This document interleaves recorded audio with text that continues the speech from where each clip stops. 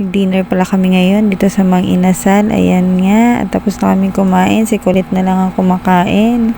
Ayan nga. At napakakalat kumain ni Colette. Nilibre pala kami ngayon ni Daddy ng dinner kasi bukas aalis siya. Magbabakasyon siya. At maiiwan kami. Kaya ayan. Sabi niya libre na lang daw niya kami ng dinner. After nga namin mag-dinner, tumambay muna kami dito sa park. Hindi muna kami umuwi. Nanood lang kami dyan ng mga nagpa-practice at syempre si Colette, ayan may pagkain na naman siya. Yan ang batang walang kabusugan.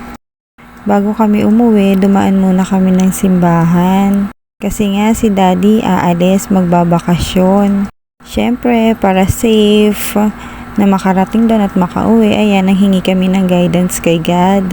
Ganito talaga kami kapag may aalis para magbakasyon. Ayan, dadaan kami ng simbahan at magsisindi ng kandila para manghingi na guidance. Alam niyo na guys, para safe lagi.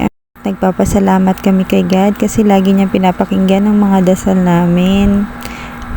Thank you so much God sa lahat. Sana safe po makauwi si Daddy. Thank you God.